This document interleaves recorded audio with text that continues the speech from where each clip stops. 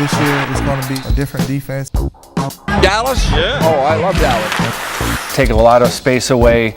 Snaggle was their win in the playoffs. Did he just say snaggle? I think he did.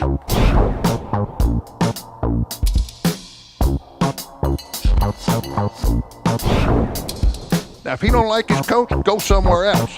But when you get the players starting to tell the coaches how to coach, you got a problem.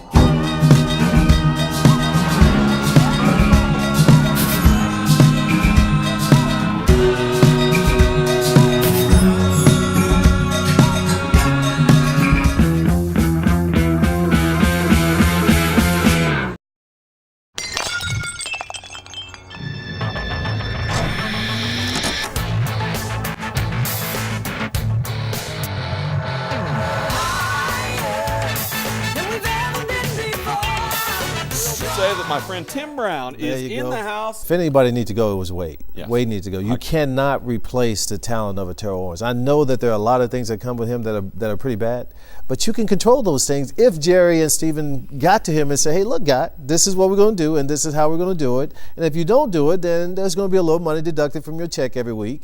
And if that doesn't get you, then eventually we will get you out of here. But you have to give the guy a choice, I believe. And I don't think that they ever really went to him and put their finger, in his chest and said, look, man, this is what we need you to do for this team.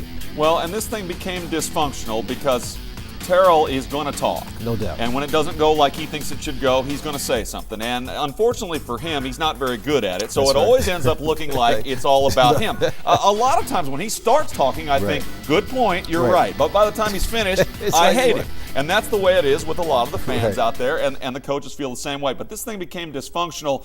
Who's it on in terms of this offense being fractured? Is it on Jason Garrett? Is it on Terrell Owens? Is it on Tony Romo, who's calling the plays in the huddle? Who's it on, and how does it get better? In my opinion, it has to come down to Tony Romo and Jason Garrett. Those two guys have to take responsibility for what's happening with this offensive unit. I mean, last year everything was flying. In 07, things were flying around. Everybody was so happy. Well, you have the year like you had in 08. Somebody has to own up to it.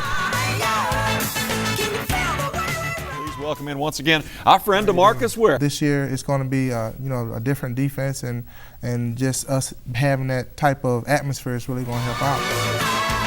Super Bowl 45 is coming up sooner than you think. February of 2011 will be upon us in no time. And our plan around here at DFW Sports Beat is to take the North Texas Super Bowl committee side set and have guests, Roger Staubach, Troy Aikman, guys that you'll see today. That's exactly what the Super Bowl does. It brings people together.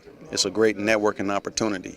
But bigger than that, you really want the stage to be focused on the game itself. This area, I travel a lot, and you go around the country and you see people coming here into Texas. They say, man, this is the most friendliest place I've ever been to. The fans and a lot of the people that are here in the communities that's going to be a part of this great event, I think they're going to experience something that they never experienced before in their life. The athletes that we have coming in from internationally here to train with us, and people are always very pleasantly surprised when they come here to North Texas, and they really didn't completely understand how vibrant of a community this is. The biggest thing that's going to come out of it is the educational component. The NFL coming in and helping to bring the Yet Center, the youth education town, and that's going to be something that's going to be put up, and it's going to be here long after the Super Bowl is gone.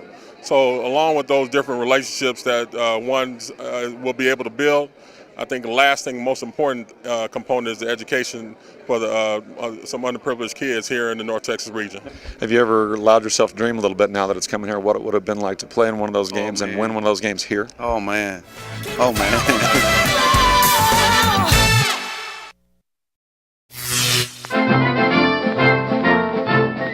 The Mavericks have piled up 12 wins in a row, but lucky number 13 against the Spurs tonight is going to be the tricky one.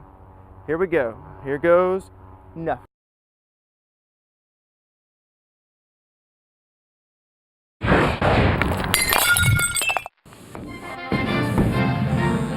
And now, bowling. With girls.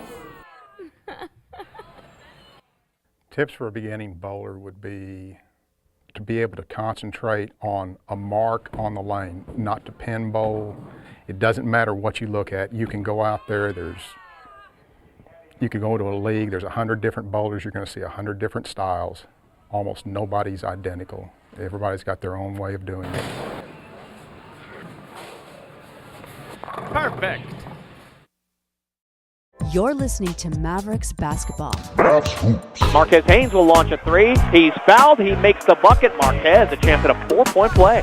Cameron Catlett has a steal.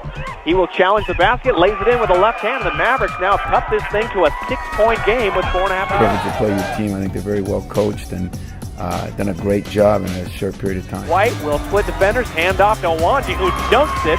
That'll put a capper on this trip to Michigan State. That's going to bode well for the rest of the Southland Conference season. You watching DFW Sports Beat with Tiny Lissa from the hit movie Dark Knight, from the hit movie Friday. Hey, we in Miami City.